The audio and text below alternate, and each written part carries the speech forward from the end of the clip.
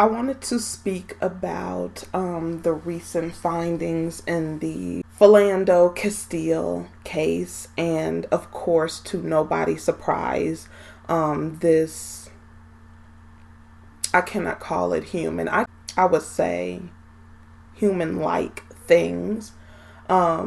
This one, they found him not guilty of manslaughter, which it should have been murder because he is a murderer. And this was on June 16th, which a lot of people was not surprised because we've seen countless cases where this has happened. What it seems to me is these human-like things, or I'll call them creatures, they feel as if they are gods. They feel as if they are the supreme authority.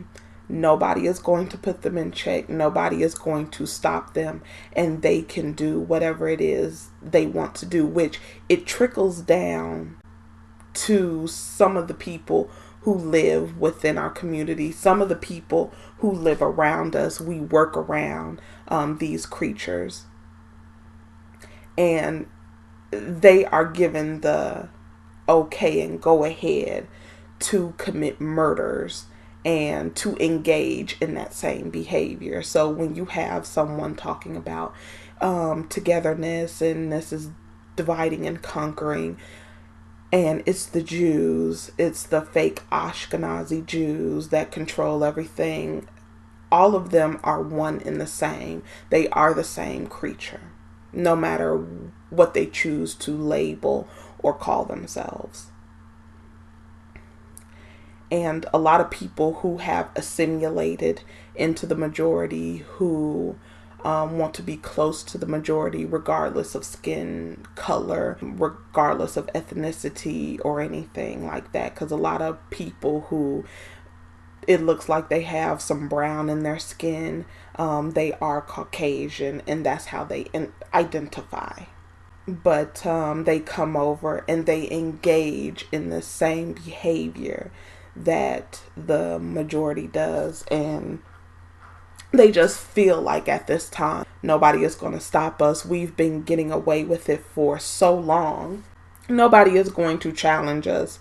Nobody is going to say anything, and nobody cares. So we can go ahead and go back to the days of killing Black people for sport, killing Black people for our enjoyment, killing Black people just because I felt like, I needed to release some energy or anger that day, or just because I wanted to kill something or someone.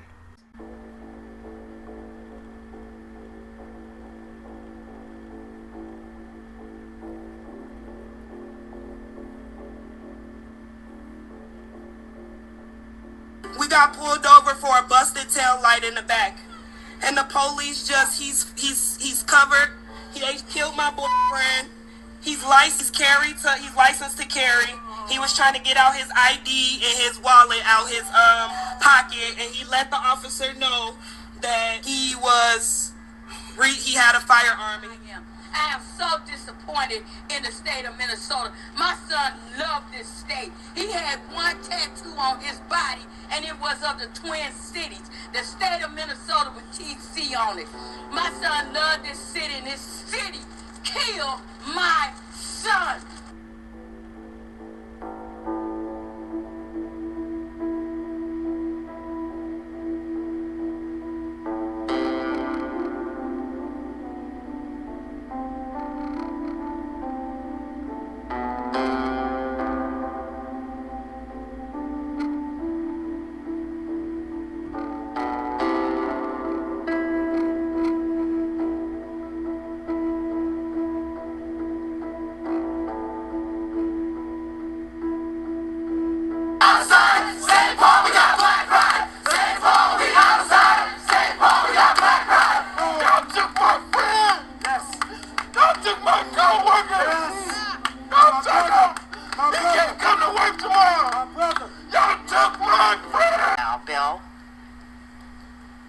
Hi, Amelia. Well, this case was decided by a jury of 12, 7 men, 5 women, including 2 African-American jurors. Now, they spent the better part of 29 hours locked away on the 8th floor deciding this case. Very stressful, very tense deliberations. Sir, how difficult was that? Can we just ask you how difficult? No question. Mr. Bloussard, Please, Fred. Not at this time. Was it a difficult decision? Not at this time, please. How tough was it? How tough was it? Yeah, those are the jurors leaving, obviously very short of words. They did not want to talk on camera. Just after the verdicts were read, they began spilling out of the courthouse, each one escorted by deputies to vehicles in parking garages. The look on their faces really told it all, the obvious fatigue, the stress of these past, actually for them, 3 weeks. We asked most of the 7 men, 5 women that what was the most difficult. All declined to comment about that. But as jurors were leaving, a very angry man screaming and yelling at anyone across the street, particularly the deputies. Now, one of those jurors, Dennis Bloussard, that you saw in the video there, did speak with the AP, but not on camera. He said that the jury was deadlocked early on in deliberations earlier this week, 10-2 in favor of an acquittal, but it took all this week to convince those 2 holdouts that Officer Yanez was not guilty. One of the other things that they wrestled with, Amelia, was the whole concept of culpable negligence. That is, did Yanez act as any other officer, reasonable officer, would have done facing this very same situation? Obviously, in the end, this afternoon around 2 o'clock, they all came on board with that unanimous 3 verdicts. Amelia? All right. Thank you, Bill. And I have to say, just because someone identifies as African American or Black does not mean that they don't have a white supremacy mindset, because white supremacy is a system, and there are a lot of melanated people who actually like this system because they are getting some type of benefit from it, what they think is a benefit. So they do not want this system to be torn down because they enjoy something within that system, and they are willing to take all of the bad just to have that one thing that they enjoy. And the one behind him, the girl behind him, she does not look African American. She looks like she is from, a different country. You can look at her phenotype and tell that it's not our phenotype. But you don't have to be Caucasian to have a white supremacist mindset, because that white supremacy is actually a system. And like I said, if you're benefiting or think you have a benefit within that system, of course you wouldn't want it destroyed. But I have been saying this for a while. That's why I can look at white supremacy and talk about it. And I can also hold Black people accountable, because one thing that will break a lot of pro-Black people, I think it's going to break their heart to learn that there are a lot more than they think, Black people who don't like Black people.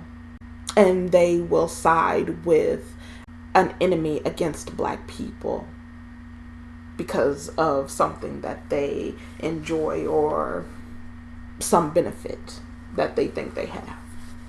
I never really have talked throughout this whole year and throughout this whole process of everything that has happened, because I get very emotional when it comes to my brother. But the system really is wrong, and they really failed us. They really failed us once again, because my brother was a good man. You never even heard him raise his voice. You never even heard him yell. And for that man to get on the stand and lie, he got caught in 3, 4, 5 different lies. You seen the gun? The gun was in his pocket. Y'all the reporters, y'all wrote up all this stuff, so y'all know what was said. And for them jurors to not have enough human empathy and a conscience to just do the right thing, that just baffles me. That just baffles me. Was it in his pocket? was it in his hand? Or did it fall out? Or like the paramedic, y'all patted him down and y'all found it in his pocket. I know my brother. My brother would never, ever put Diamond in danger or Dayon in danger because he loved that little girl.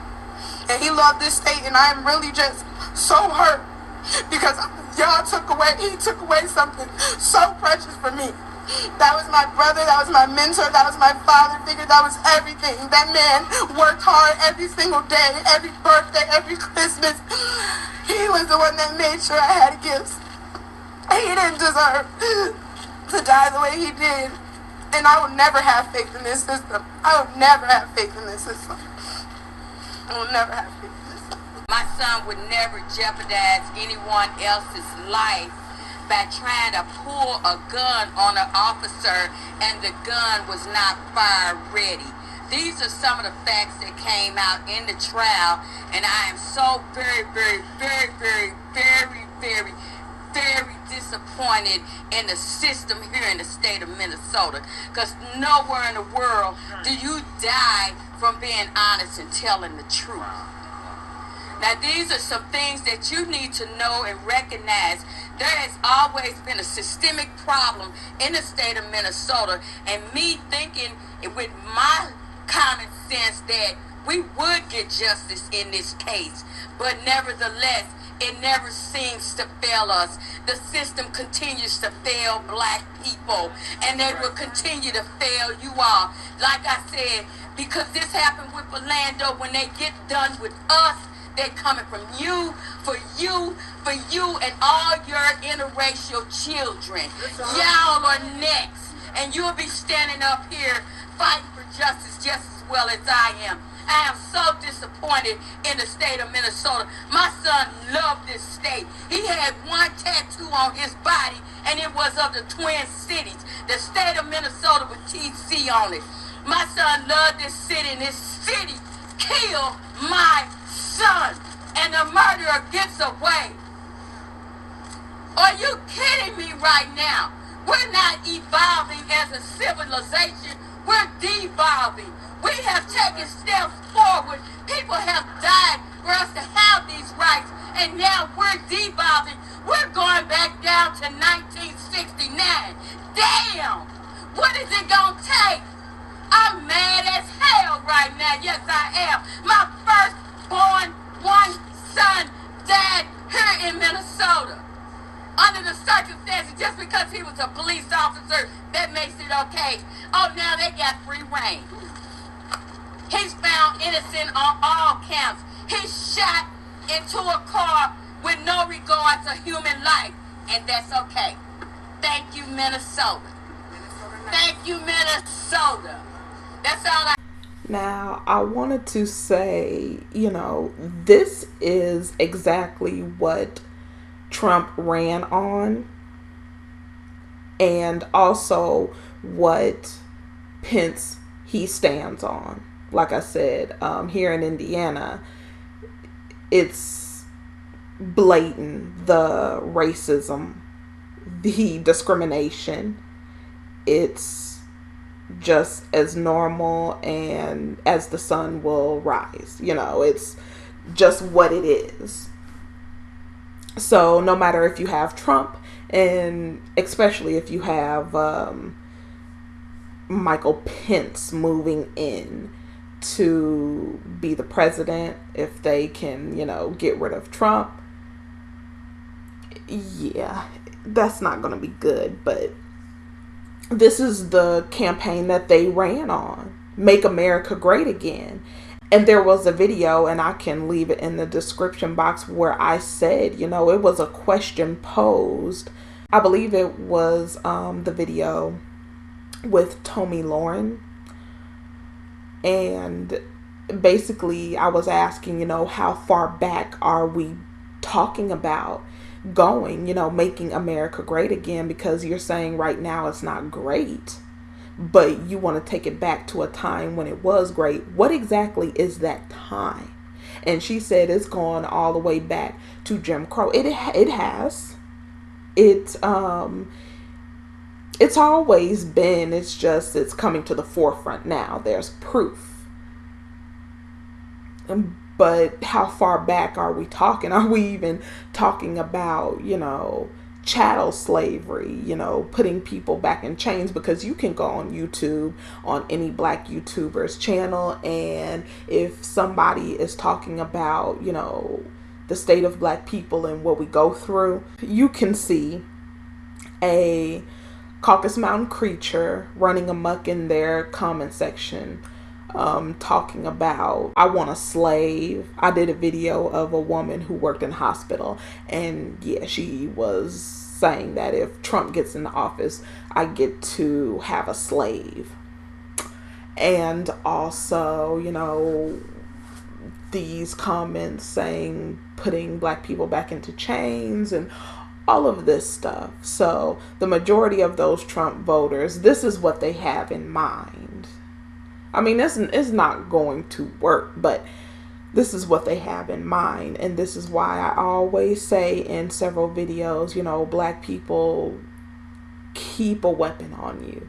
Mace, taser, machete, hunting knife, bow and arrow, shotgun, gun, it doesn't matter. Just keep a weapon on you at all times, because you never know if you might be in traffic. You never know if you're taking a walk, if you're going out for some fresh air, and you could be shopping. You never know what could pop off, because the demon that has been lying dormant in them is being awakened. So you never know when that demon might be awakened, and then you could be right next to him when it does. So do carry a weapon with you. Still trying to be strong and not say the wrong things, because I already know how they get down. I'm 61 years old. I've seen it. I've smelled it. I've heard it. Now you see exactly what these motherfuckers think about us. They murdered my motherfucking son with his seatbelt on. So what does that say to you? Now they got free reign to keep killing us any kind of way they want to. So I just want to say one thing to everybody out there. I don't give a fuck what you do. Do what your heart desires, because that shit wasn't right. And I'm here to say that, and fuck the police. Say whatever the fuck you want to say. Now this is the real Valerie Castile. I don't give no fuck no more. This shit is crazy. You gonna kill a man in front of a child and a woman? Who gonna bring children to a motherfucking gunfight? Come the fuck on, please. I don't know where they got them motherfucking jewelers from, but that was some straight up bullshit, and they gonna keep on killing us as long as we sit down and just take it. Oh yeah, he was in fear for his life. Bull motherfucking shit. You shouldn't be no police officer if you gonna handle yourself in that manner. Do what you do, cause this shit gonna keep on happening, and it's gonna be you one day in this fucked up mother's club with their children murdered by the motherfucking police. I don't give no fuck. Man, y'all just don't know how sister feeling right now. If I had it my way, it's on and cracking. Fuck that shit. I'm sick of this shit. Y'all been killing motherfuckers all these years, but here in Minnesota, this crack-a-bama ass motherfucking state, fuck these motherfuckers. And with that, peace out. Do your motherfucking thing. Whatever. Have a nice life. I hope that motherfucker die tonight. Hello. Now, I 100% agree with everything that she said, even the last part, because, like I said, they don't have a soul. The ones who do this, they don't have a soul. So,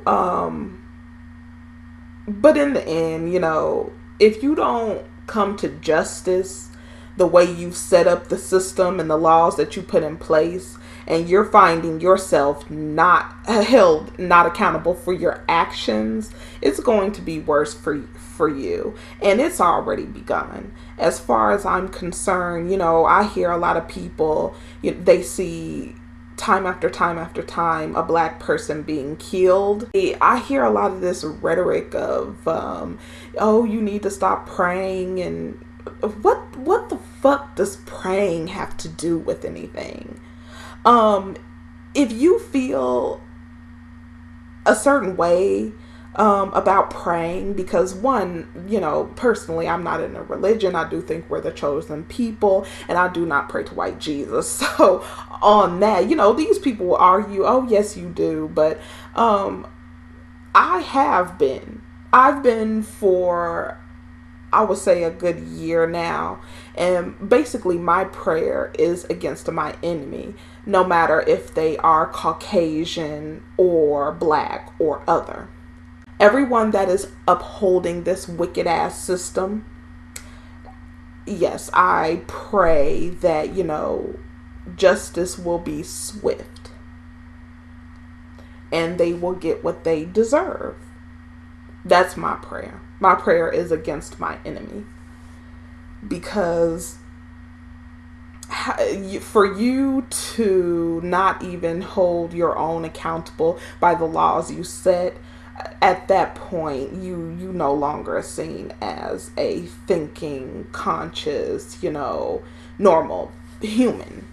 A lot of people are really losing faith because all this stuff is happening, but a lot of this stuff we were informed was going to happen, but we didn't know that we were those people. We don't understand. It's like, everything is coming down on us, and it's a reason why things are targeted towards us specifically, and it's targeted towards us specifically, and this is happening around the world. Because these people know who we are. They know what we are capable of doing. We built up the countries that they call their own. We were able to, every cent of wealth around this world is because of us. And judgment has already started for them, and they are terrified of their fate. They're gonna fight it tooth and nail, but there's nothing that they can do about it. It's meth, it's heroin, it's suicide, it's infertility. There are diseases and illnesses that affect them alone and not us. So the judgment has already started, and it's bad. The media is not going to put it out there, but around the world, it's really bad. This is what has caused this uptick in these aggressions against us, because for the longest they thought that everything was going to be great and everything was going to be wonderful, and they were just going to slide us back into slavery through the prison industrial complex, and they were just going to keep doing it. And now they see the writing on the wall, and it's coming to an end, and they are being shut down. So they are going to be extremely aggressive, and it's going to get worse and worse every year. Next year is going to be some things that we have never seen before. And even going to the year of 2019, it's going to get really bad. So this was another black person, a innocent black person that was killed for absolutely no reason. This man had his girlfriend and the little girl in the car, and he had a conceal and carry. He had a permit, and he informed the officer of this, and the officer did command him to get his ID and registration. So he was doing that, but before he retched, he did inform the officer that he had a firearm, and he it was absolutely disgusting. That and what's happening is, you can see that every time they try and tell you that, oh, you don't follow direction, this person followed directions of, being a gun holder. He followed the police officer's direction, and he still was shot dead. And the only thing that they can hang this on is, this is an Illuminati conspiracy. It's a false flag. That woman over there is faking and pretending, and this is what's out there. But when they don't have an excuse for what they see with their own eyes, they will then say that this was a false flag. This was set up, just to get a race war started. When a race war began the minute they threw us in boats and brought us here, and it has never stopped.